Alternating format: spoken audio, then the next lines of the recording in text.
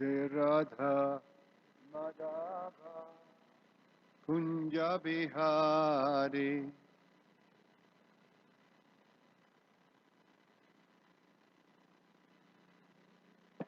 Jaya Gopi Jana Balabha Giribharadhari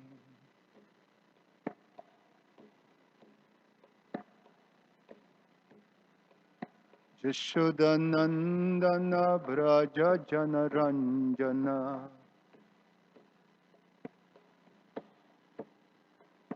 Jamuna Tira Banachari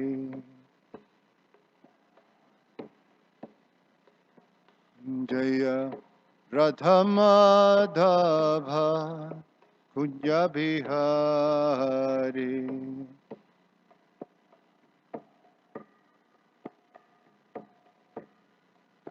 Jaya Radha Madhava Kunja Bihari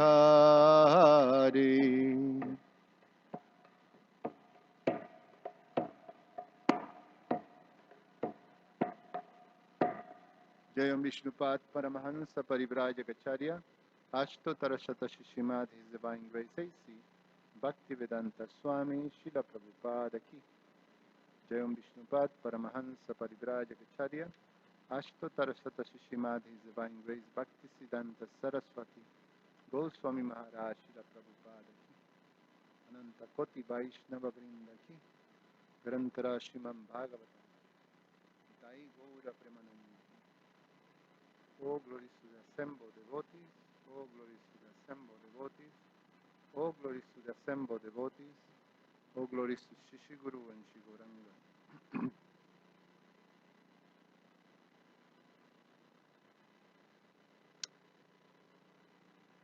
Om Namo Bhagavate Vasudevaya.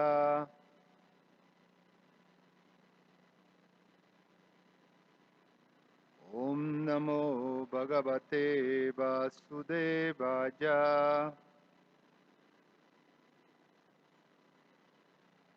Om Namo Bhagavate Vasudevaya.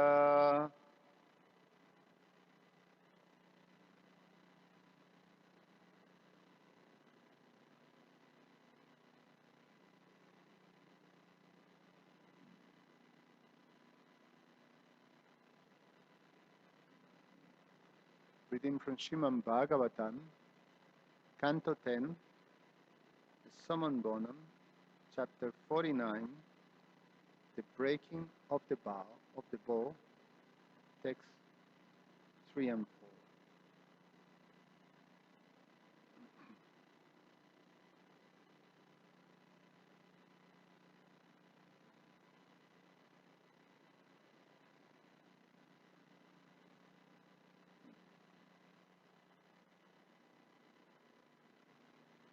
Trying to see if I can read this.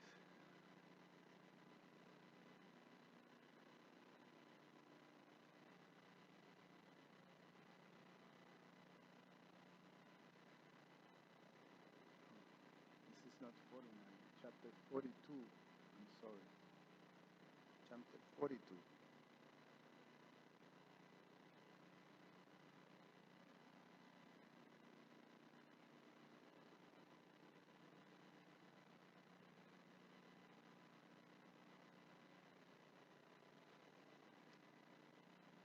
Yeah, chapter 42, the breaking of the sacrificial bow, text 3 and 4.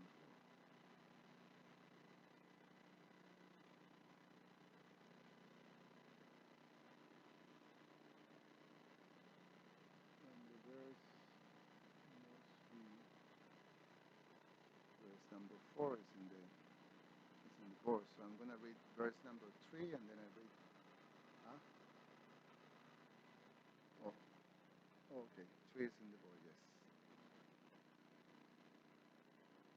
Saryantri Uvacha Dasyasmi Aham Sundarakam Sasammata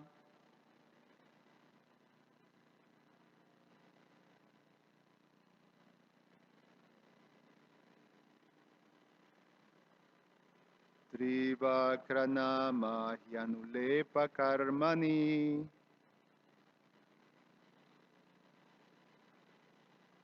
Madbhavitan bhojapater ati priyam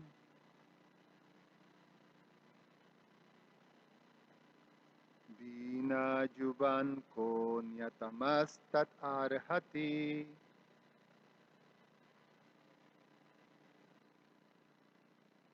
Sairandhriyuvacha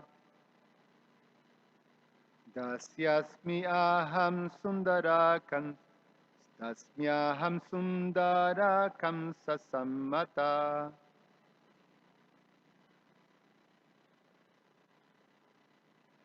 Dasyasmi aham sundarakam sasammata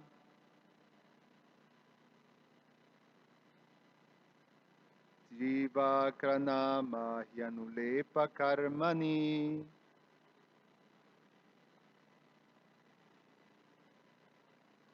Madbhavitam bhojapater ati priyam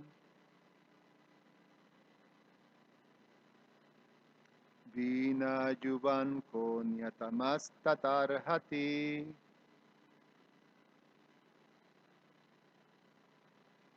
Sairandhriyuvacha Dasyasmiyaham sundarakam sasammata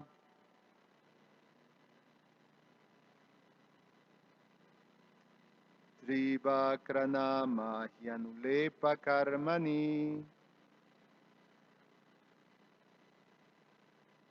Madbhavitam bhojapater ati priyam Vina juvan ko nyatamastat arhati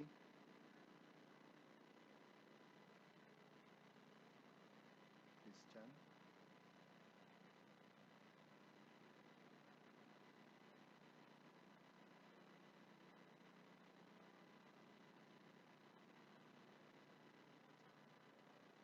Dasyasmiyaham sundarakam sasammata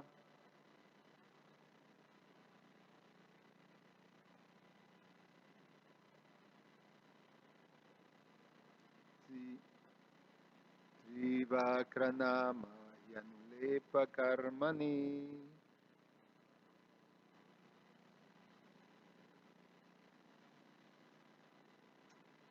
Madhvavitam bhojapater ati priyam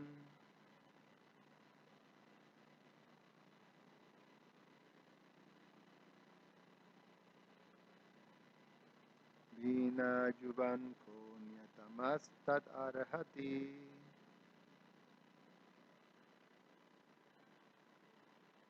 Sairandhriyuvacha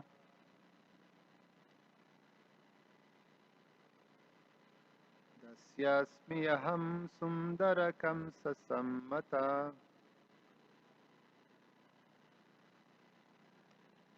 Trivakranama hyanulepa karmani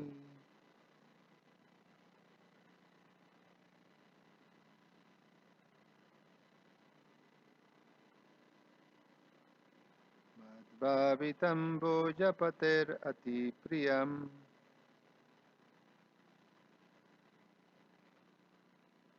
Vina juvan ko nyatamastat Sairandhriyuvacha The maidservant said, Dasi, a servant, Asmi, Am, Aham, I, Sundara, O handsome one, Kamsa, by Kamsa, Sammata, respected, Trivakra, Trivakranama,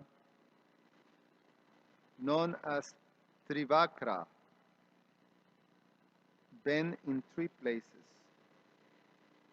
He, indeed, Anulepa, with ointments, Karmani, for my work, mat by me, bhavitam, prepare, bojapate, to the chief of the Bojas, ati priyam, very dear, vina, except for, juvan, you too, kaha, who, anyatamaha, el, else, yes, tat, that, arahati, deserves. The maid servant replied, "Oh, handsome one, I am the servant of King Kamsa, who highly regards me for the ointments I make. My name is Trivakra. Who else but you too deserve my ointments, which the Lord of the Bhojas likes so much?" Purport by the disciple of His Divine Grace, A.C. Bhaktivedanta Swami Srila Prabhupada Ki. Srila Vishwanath Chakravarti Thakur explained that Trivakra, who is also known as Kubja, used the singular address Sundara, O handsome one, to hint that she felt conjugal desire for Krishna alone, and to use the dual form Yuvan for both of you to try to hide her conjugal sentiment. The hunchback name Trivakra indicates that her body was bent at the neck, chest, and waist.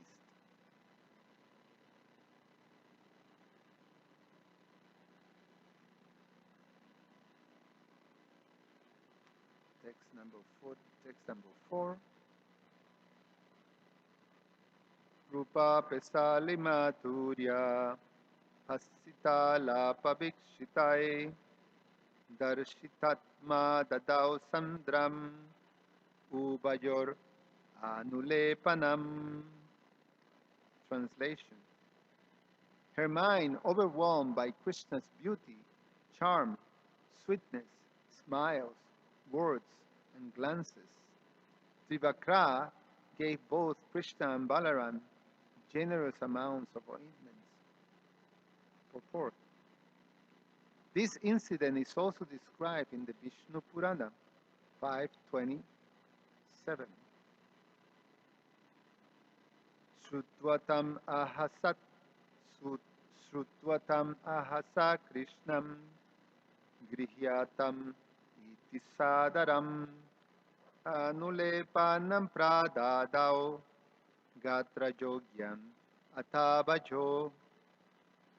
Quote, hearing this, she respectfully replied to Lord Krishna, "Please take it," and gave both of them ointments suitable for applying to their bodies.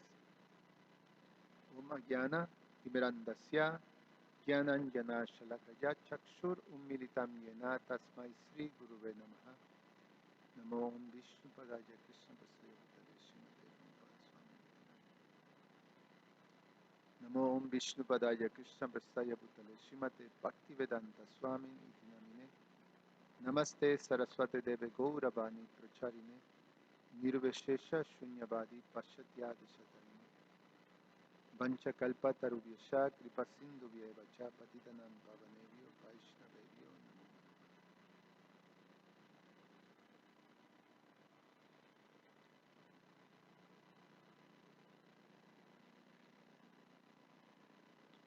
This is a celebrated pastime. Well, Krishna's pastimes are all celebrated, but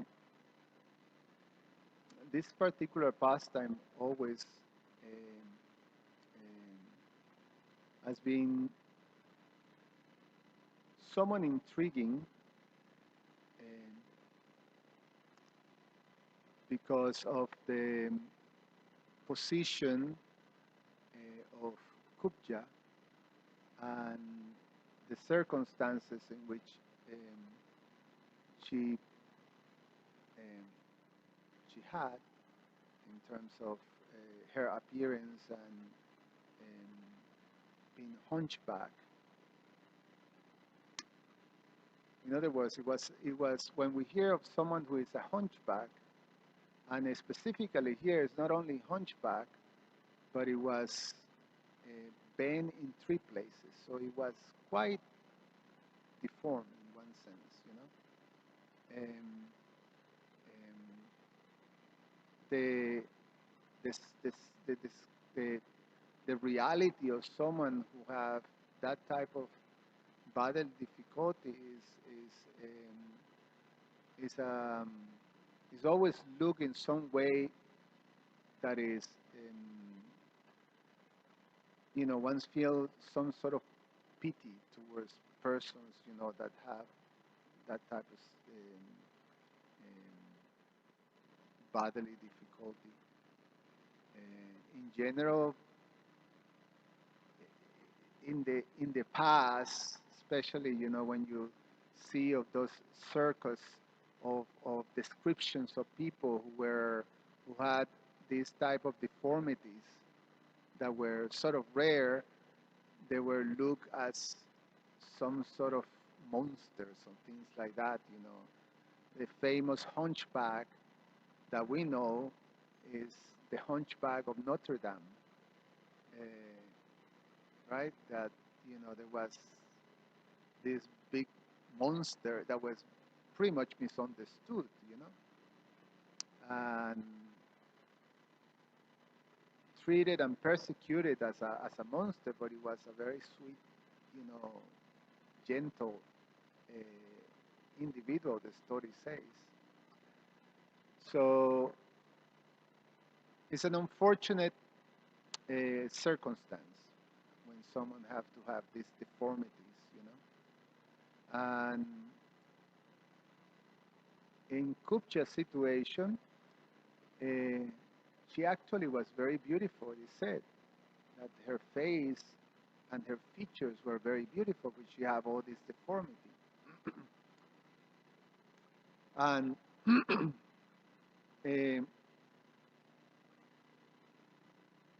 coming into contact with Krishna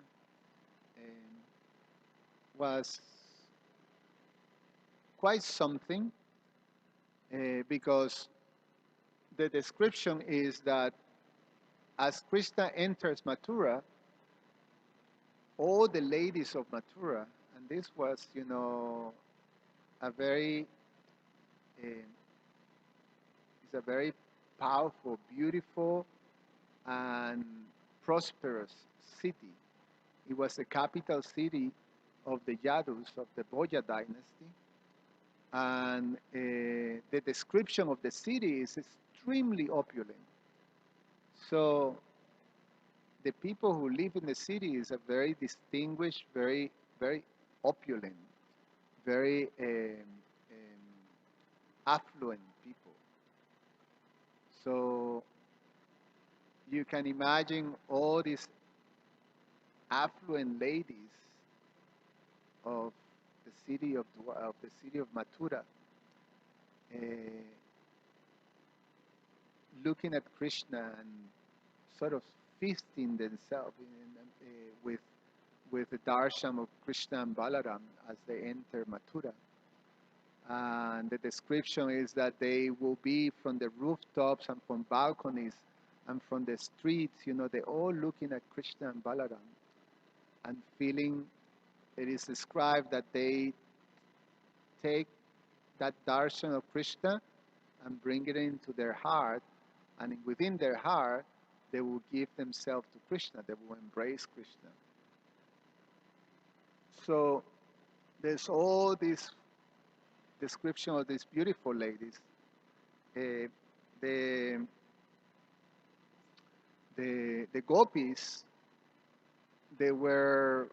when they were lamenting about Krishna's departure to Mathura, and when they were informed that Krishna was going to be taken to Mathura, they became this one of the things that they fear so much, because they say, oh, all those very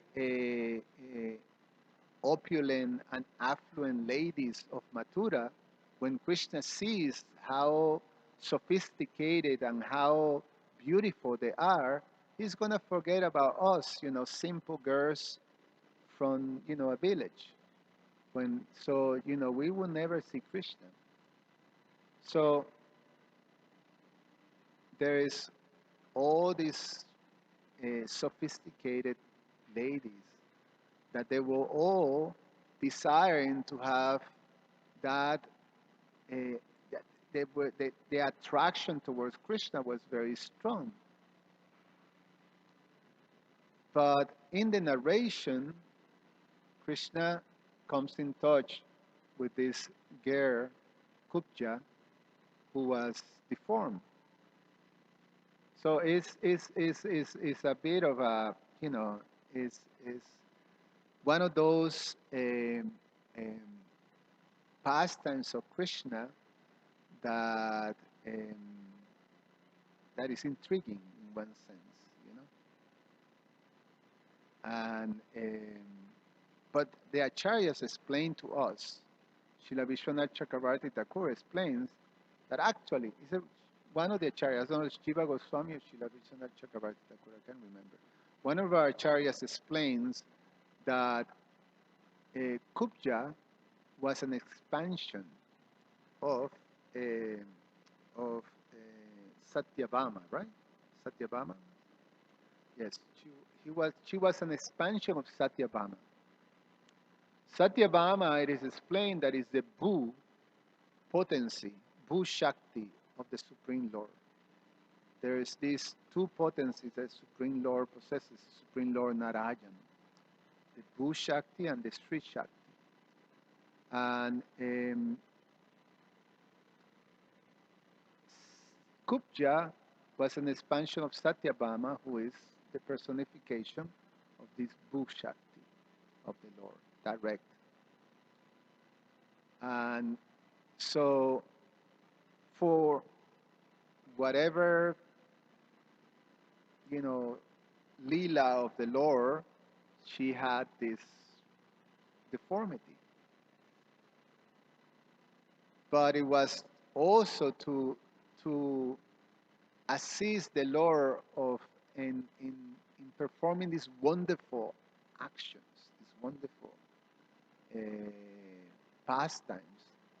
And in this case, uh, naturally, the theme that we hear as Krishna and Balaram enters Mathura is that he approaches those who were responsible of many of the items, the royal items that were offered and enjoyed by Kamsa.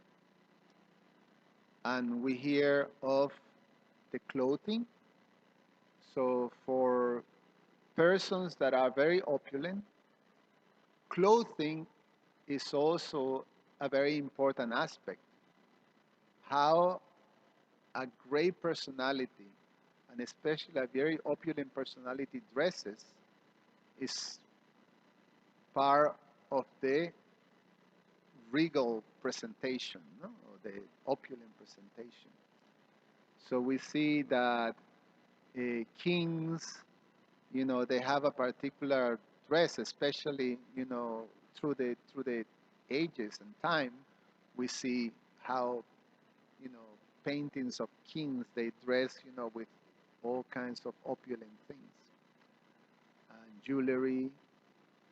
And so clothing was part of this opulent offering. And so Krishna approached these different persons responsible for these items that were enjoyed by Kamsa. And Krishna gave the opportunity to each one of these persons to offer to Krishna these items, because Krishna is the actual enjoyer of all the things. He's the owner of everything. So he's giving the opportunity to all people that has, you know, these all these items to offer to him. Bhaktaram Jagyatapasam. Krishna is the enjoyer of everything. Everything that to be offered, to be enjoyed. Krishna is a recipient of that, the ultimate recipient. So for those who were able to recognize, Krishna reciprocated. It was a special reciprocation. And so we hear so far of three personalities. We hear of the um, washerman who was in charge of the clothing, and he dismissed Krishna. He didn't recognize Krishna, and he was punished for that. The reason he was punished is because he was very insulting. It was not just, ignorance, but he was actually inimical and insulting towards Krishna and Balaram. And Krishna especially took offense because the insult that was hurled at him and Balaram, but because he was offending Balaram, Krishna chopped the head. Then we have Sudama, the flower, the person who was in charge of all the garlands that were offered. And now we hear about Kupja, who offer ointments. In deity worship, this is part of the things that we offer to the deities. We offer Sugandha Thailam. Sugandha Thailam means, fragrant ointments. And by which, you can massage the Lord's body with that fragrant ointments. And so Kubja will create these ointments. It's a very beautiful science to have to do. One of the things that is a fascination to my dear wife. She creates all this. She have all this, a whole closet full of all kinds of scents and oils and things like that, and she does combinations and create all kinds of oils for massage and this and that. So it's a whole science to do that. And so she creates these ointments, and for the pleasure of Kamsa, Kamsa was very happy with her because they were very, very wonderful. And when she sees Krishna, immediately she recognizes Krishna, and she will offer all these beautiful ointments to Krishna and Balaram. But it is explained here that the way she felt towards Krishna, the conjugal affection was arising, and in front of Krishna, she expressed herself in a way that was understood by her language, that she was very much wanted to enter into this relationship with Krishna, a conjugal relationship. And it's beautiful how this highly advanced and or the better to say, the refinement of the culture that we read in the Bhagavatam, that give us entrance to this Vedic culture. And even a simple maidservant can speak in such a refined way, with subtle, in a subtle matter, to be able to communicate yourself, and it's so refined that you can say things that are direct, or that they have a purpose, but it's done in such a way that it's not like bland in your face, but it's subtle. So when she expressed herself, Srila Vishwanath Chakravarti Thakur tells us that she uses this particular word to say to Krishna. He used the word Sundara, oh beautiful one. So, and Srila Vishwanath Chakravarti Thakur captures the, the inner meaning and the subtle communication. Because Sundar, she was saying it in for a single person. So, and she was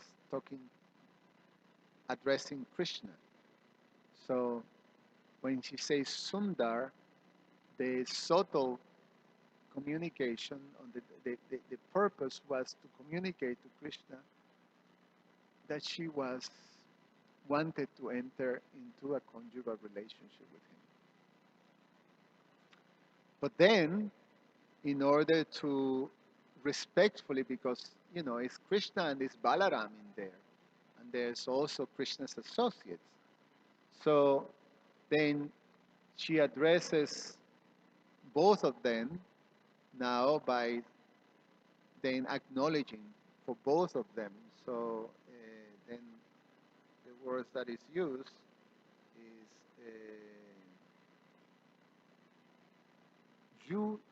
Juvan, for both of you. So so the translation goes, who else but you two? So who else would deserve this ointment but but the two of you? So please, they're for you. You're the ultimate recipients of whatever we do. So who else, is the proper recipients of this? But when he addressed, Krishna as the handsome, the beautiful one, Sundara. So it's a beautiful aspect. It's a very refined aspect of this culture. Something that is not as easy in the modern culture. Modern culture is not refined. And in fact, we find that when there's a more sort of thoughtful, refined communication, more polite, sometimes it just passes over people. So in general, you have to be right on your face.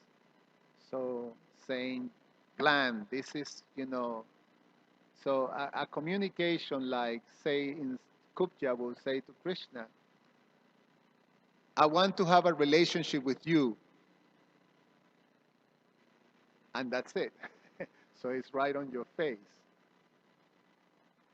It's not so refined. It's a bit sometimes disrespectful in one sense, but this is Kali Yuga, so in one sense, things are not as refined. So this is something that is appreciated. So Krishna accepted Kupja and accepted Kupja's desire and reciprocated with her. And the first thing that he did, part of the pastime, was that he stepping her toe, put his finger on her chin, and then boom, straight her up. And just by her touch, she manifested this magnificent, most beautiful form. And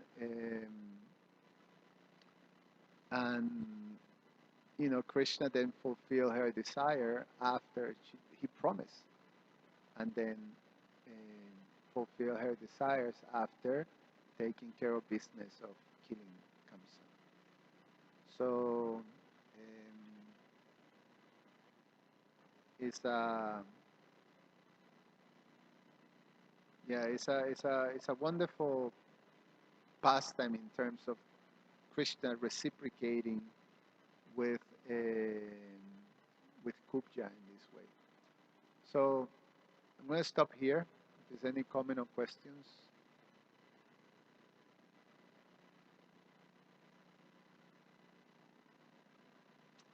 I have to apologize too that this is a class that was done without, right on the spot.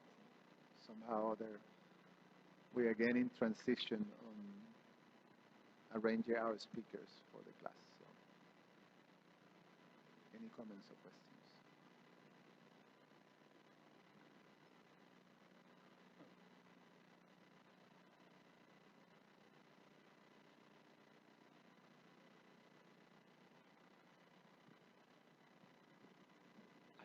I did have something. I kind of forgot entirely when I went to do transfer service, but I liked when you were saying about Satyabhama being Bhushakti. It made me think of how also Lord Chaitanya's second wife, Vishnu Priya Devi, I read also, I think it was in Chaitanya Charitamrita, she's also described as Bhushakti. Yes. I was wondering if you can further explain what comprises Bhushakti apart from Sri Shakti. I'm not sure. I know I have read it too, but because I didn't prepare, if I have a chance to prepare, I will have touch on that. I have to get back to you later on that. Well, thank you. Yeah, it's something I've actually been thinking about for a long time, but haven't been able to do research either. So, but yeah, thank you for the class.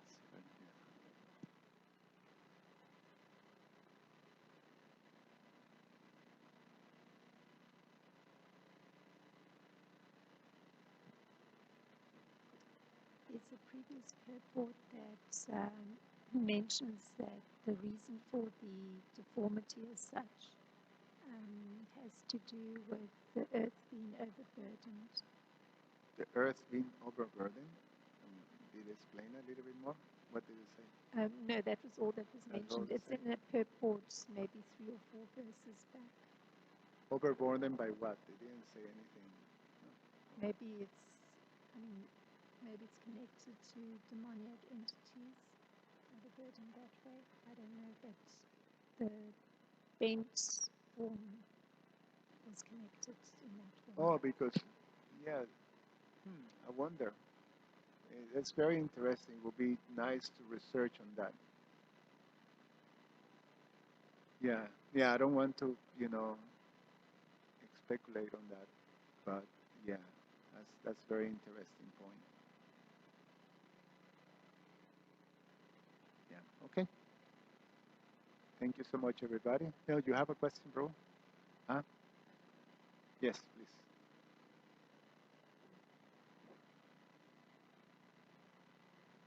Hare Krishna Prabhuji, thank you for the wonderful class. You were mentioning about the Satyabhama, like he brought it up. So, is there any curse she had that she has to appear as a Kubja in Kubja's form? Like, If she had a curse, like I'm just or any kind of a pastime which happened. it doesn't say. That's what Krishna Archana was pointed out. That there is in one of the purport that it is explained that have something to do with the overburden of the earth. And so we have to do a little more research on that. But it's a very interesting, I think, and I'm going to qualify this, that please don't take it. I'm not sure. Something to do, Bhu Shakti have something to do with the earth. I'm not sure. But, it required that there's no clear, at least in what we're reading, explanation of what is the origin and why Kubja had that position, that situation. She was obviously a maidservant which is, if she's an expansion of Satyabhama, you may expect, she had a much more greater position. However, you see also of the gopis, they were simple cowherd ladies, village girls, and still they're the greatest, associates, the most intimate associates of Lord Krishna. So there's more to read on that.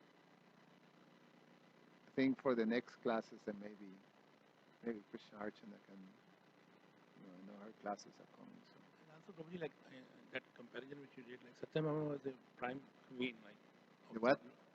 Satyabhama was Krishna's queen. Like gopis are always simple-hearted, but she was a queen of Lord Krishna. So that's why I was bringing this up. Like she's a devotee, but she's in an opulent form. Like her position is very opulent. Kubja? No, it's Satyabhama. Satyabhama, yes. Satyabhama was one of the queens. Yes. Yeah, Satyabhama was a princess. She was the daughter of Satyajit. Yeah. Yes. Thank you. Thank you, Prabhu. Grantara Srimad Bhagavatam ki jai, Srila Prabhupada ki